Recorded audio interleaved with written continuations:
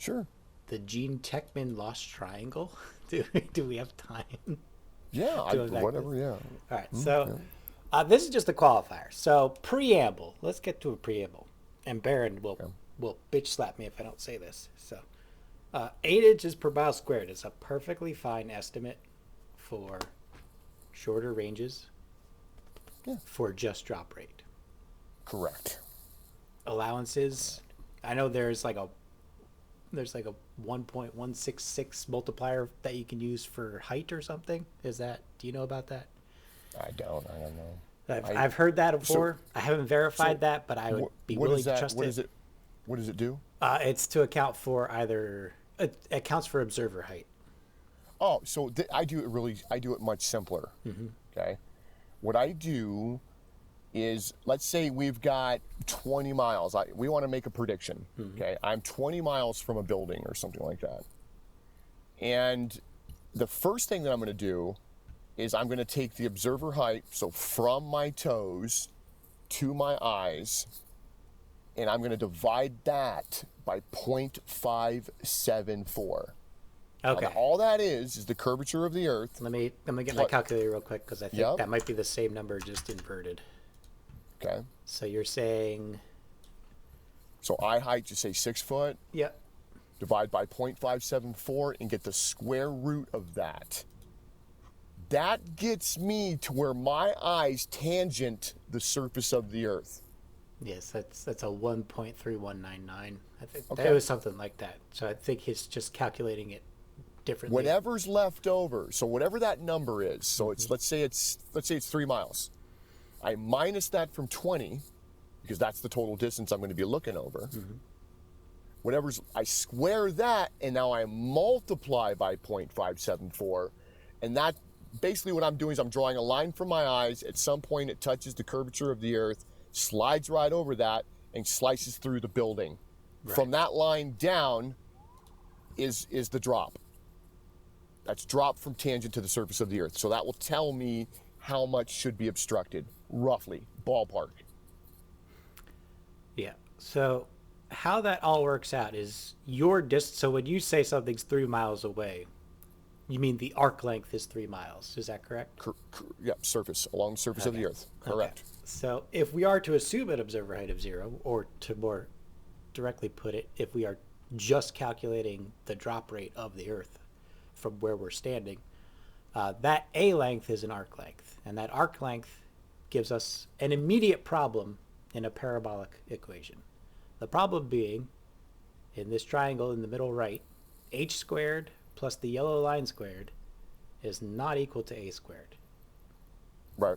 It works in the above triangle. H squared plus yellow line squared does equal c Correct. squared. And c squared is Yep. what we call a chord length. And chord length is Yeah. calculated via the arc sine of the arc length. Right. Go Right. figure. So what I would do for chord, if having the central angle, right? So I get that distance, whatever that distance is along the surface of the Earth, because that's the distance I have to use. So let's say it's 10 miles. I get the central angle, or the delta angle, which we would call it in surveying. It's called the delta angle. I get that angle. I divide it in half, sine it Yeah. 2 times the radius of the Earth. Yeah. So you're just going in the other it's- direction. Yeah. Correct. So, right, because I have You have the angle. Yeah. Right, so I want the side. In your case, you don't have the angle. You have the sides. Yeah. So it's arc sine for you. But it's very, it doesn't fucking matter, and here's why. Because because we're going in the horizontal direction, right? So Yeah. we're strictly horizontal at this point. And until we get out to a certain point is where we'll, okay, what's longer, the chord or the arc? Yeah. Well, in 10 miles, it's like fucking 200ths of a foot. Yeah. So it starts at a dude, 1% error and it drops to about 0.0 or 0.5% error over Yeah. shorter distances. So the two distances are very close, which is why the approximation works. Absolutely. Absolutely. And we're not making corrections for those types of distances. It's just been around as part of surveying Right. theory to practice, right? It works. So And the reason that estimate works so well is because it actually starts at an underestimate Okay.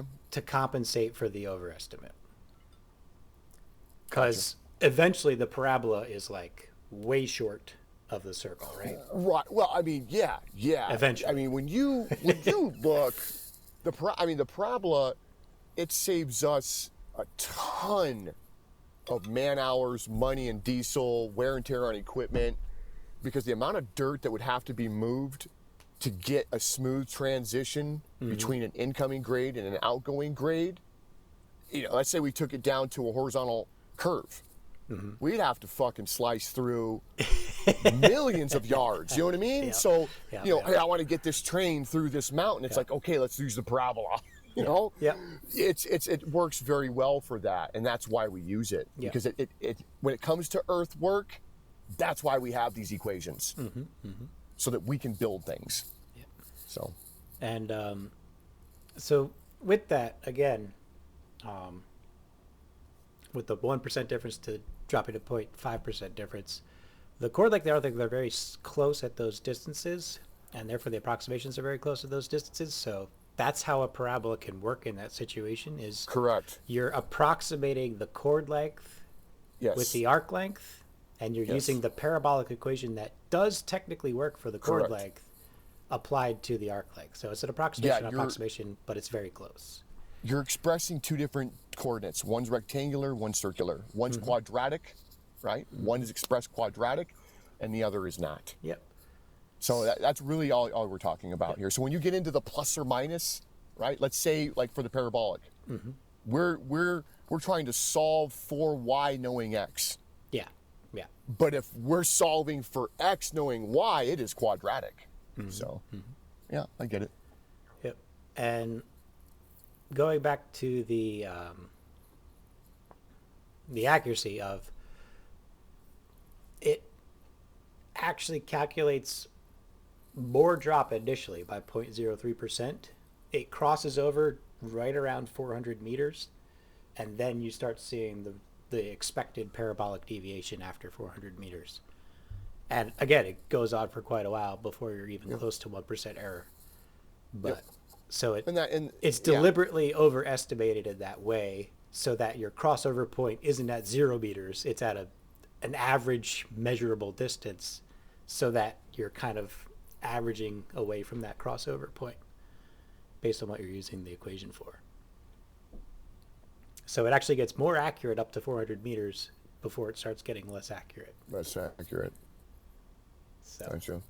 Yeah, I mean, I'm generally using it for, like profile leveling is the last time I really used it. Basically, I take one backside on the rod, and then what you would do is, because accuracy, we're moving dirt, we're doing like mass grading, so we're just trying to get the field grubbed.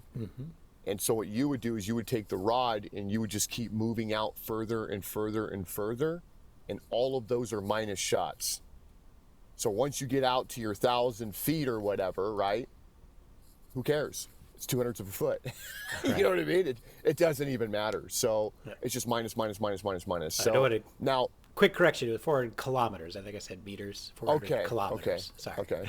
Gotcha. All right. Yeah, and then you're going to reach 1% at about 800 kilometers is when you're at the 0.1% error. Gotcha. Yeah. So I mean, that's that. I don't know what I don't really address Gene anymore in his triangle or his. I've beaten it. I'm so done and over it. I hear you. He thought he was gonna, cut a slice off a hog's fat ass initially, and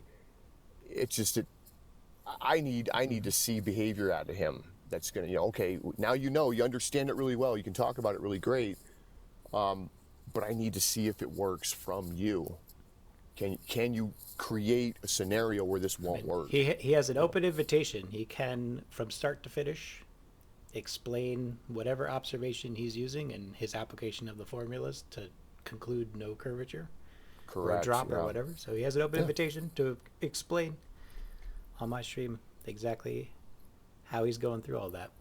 And the reason why I insist upon not letting people get away with the word is, because it is an approximation. And the reason is this triangle right here. Right. Well, is means equal. Exactly. And it's not close, but not quite. Correct. If we look in the world of mathematics, yeah. If we look right at up the this one, real equation, which is based off the equation of a circle, correct. both h's are perpendicular to their place on the sphere, which means Sure. they're not perpendicular to, or they're not parallel to each other.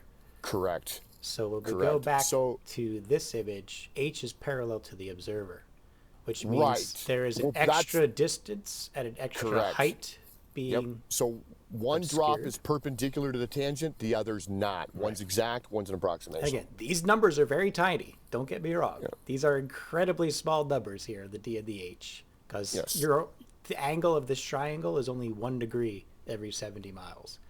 So Right. this is a very tiny triangle. But as long as this triangle exists, you can never claim that it is exact. Period. No. Just end of discussion. No, and Just- one is in the one on the right is in radians, the one on the left is in degrees. So there's a huge difference there too. Radians are nuptially tied to length. Yes. That's why they're used. It's fractions Because- of a circle. Correct. They're directly tied to length, right? So yeah, I mean, but who wants to go through all that? So we measure and we deal in degrees. I mean, most of what I do is in polar coordinate. I do everything in polar, and I have to do what's called a coordinate transformation, so I can get that to those guys in CAD, so they can do things on state plane coordinate system or a grid, right? And that is something I want to do just for fun. I want to take 1 or 2 of Mike's measurements or your measurements if you got numbers to throw around. Oh, And I got want tons of to numbers. I want to calculate the triangle so I Okay. can get an extra distance and an extra h. Because you have to keep in mind this h doesn't add to big H. Little h is Right. replacing big H. So Right. it's big H minus little h. Correct. So I want to add D and I want to add little h minus big H to your estimates and see if it's more accurate or not. Because that would be very interesting to me, That would be. philosophically. Yeah. No, it's finding new stuff to do with this old boring stuff, So I'm really good at that.